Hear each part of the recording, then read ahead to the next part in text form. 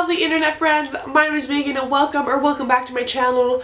Hope you guys are doing well. Today I'm here with one of my most exciting videos I film, and I feel like you guys really enjoy it too, and that is my TBR game where Candyland picks my TBR. If you guys don't know the rules or haven't seen me play this game before, I will link a playlist in the cards up here and the description down below where you guys can watch from the start, but it's not really hard to catch on if you guys don't want to watch the other videos.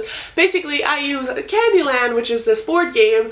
I feel like a lot of you guys probably have played this when you were young, but this is inspired by a bunch of different creators like Becca from Becca and the Books and her Bookopoly game and a few others which I will link in the cards. But I basically spin the color wheel that makes you advance through the board game, and every single color has a different prompt attached to it, which I will show you guys in picture format a little bit later.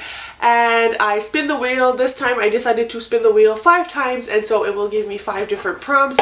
There are a few more rules which again are more explained in my first video with Candyland, but I don't want to chat too much. We are just going to jump right on in with the TBR and let's go!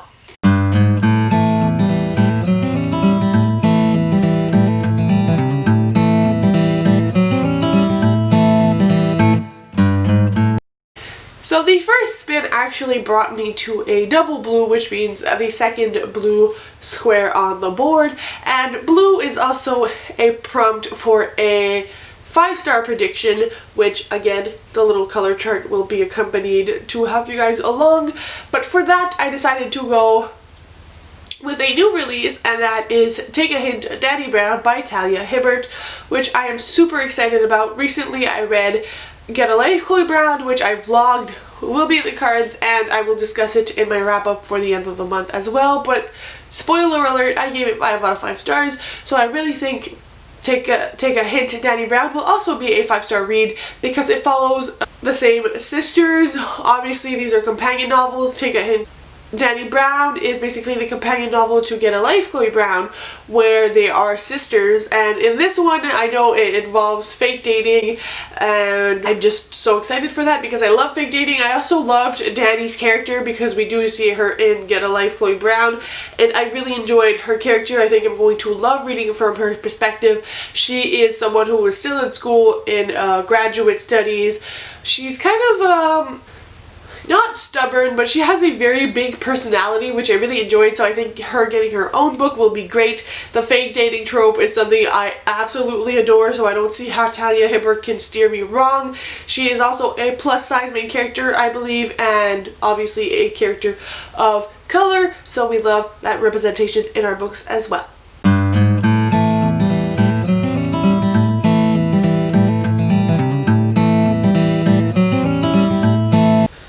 The next spin of the wheel actually brought me to green, and that prompt is to spin a color wheel and basically decide on a book with that color, either on the spine or on the book.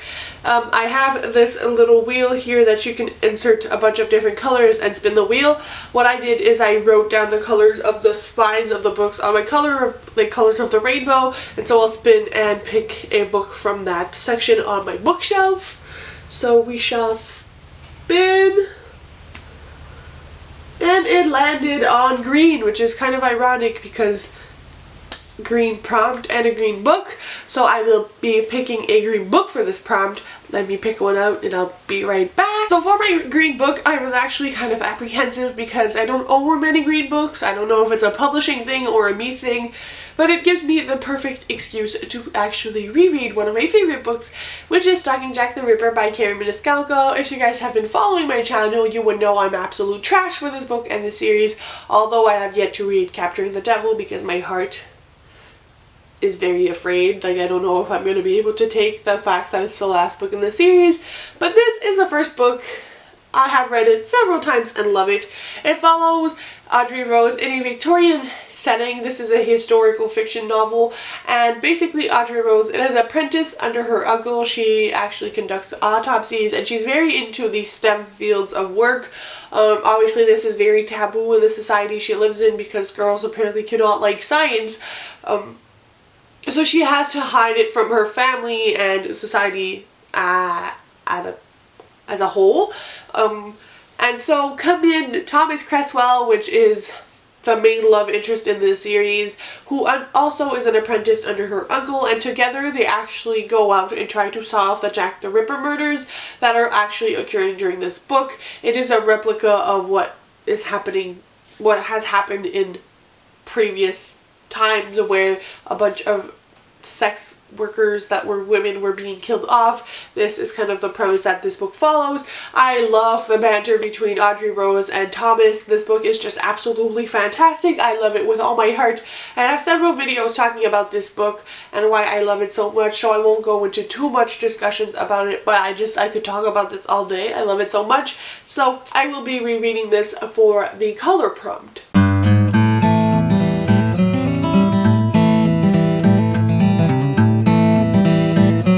The next prompt slash square I fell on was yellow, which is most anticipated, and for that one I'm going with another new released romance, which is Party of Two by Jasmine Gilroy, another author of color that has a main character who is also of color. The main character of this book is black. She is named Olivia, and the main premise that I can understand from this book is that Olivia, for some reason or another, stumbles upon this boy who is called Maxwell, I believe. I'm not really sure of his name. All that's important to know is he is part of the Senate, and they start like flirting and going on dates until Olivia kind of realizes that he's in the Senate and she doesn't really know how to handle relationships with politics. And it's kind of them having a secret relationship and then coming to terms with how they are going to date each other and kind of what happens with that. I have heard that the main boy character is very swoony. He knows that Olivia loves cake. He sends her cake at work. Like, he seems like a gem, and I just really love Jasmine Gilroy's writing style. This is part of a wedding series, a wedding date series. It's book number 5, but it could be read out of order, or just you can pick and choose whatever books you want to read. They're more like companion novels in a series, not direct follow-up series from each other. So just letting you guys know, but that's definitely one I've been anticipating for a long time, and it is finally out, so I'm going to be reading that one.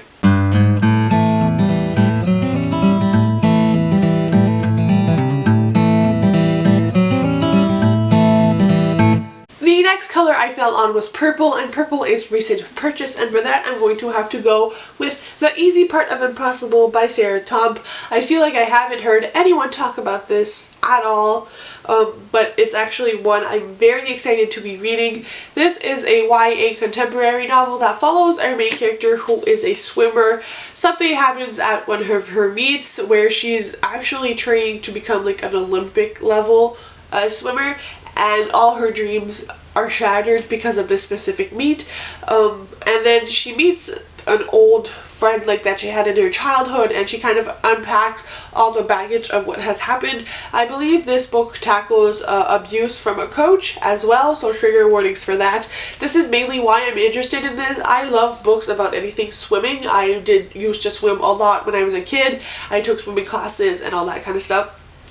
And it's always a topic that's intrigued me in books, but I really think that the coaching aspect is one that is very intriguing and something we don't hear about a lot, but that actually does happen. I believe her coach tries to come back and bring her back into the swim world at one point, and she has to see if it's worth it and the consequences of everything that has happened. So I believe it's her unpacking that emotional and physical journey that she's been through while trying to achieve her dreams. Hopefully that's what it is, because I have really high hopes for this book, and again, nobody's talking about it, which is very unfortunate.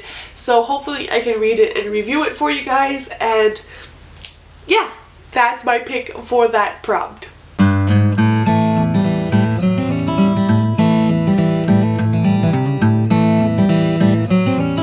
And the last spin actually brought me to Orange, which Orange is a TBR vet. For that, I went with one that is under a year, even though usually it's over a year, but I really wanted to read it, and it's been on my TBR since it came out, and that is The Beautiful by Renee Ahdieh. I cannot wait to read this book. I know it's not loved by everyone, but I follow Olivia at Oliviareadsalatte. She's one of my favorite booktubers. I trust her with my entire heart. I love her so much. And she freaking loves this book, so I think I'm going to freaking love this book. This is a book that is set in New Orleans in 1872, and it has vampires. Now, people say there aren't actual vampires in this book, that it's never really talked about, but as Olivia has mentioned, I believe there's a murder in the first chapter of this book, so I don't know what there is not to like in here. It kind of feels like a fantasy mystery kind of novel. I know Jadeyraereads has very beautiful writing as well, and The Damned is actually also coming out this month. It comes out on July 7th, so I want to read this to see if I like it enough to pick up the sequel, but nonetheless, I have high hope for this, even if it hasn't been the most popular book on the BookTube/Bookstagram platforms. So these are all my roles for my TBR. I will be reading more books than that hopefully throughout the month, but most of them are going to be for secret TBRs that will be coming out. So if you're not subscribed, subscribe down below so you don't miss them. Hope you guys really enjoyed this video, and I will see you very soon with another one. Bye guys!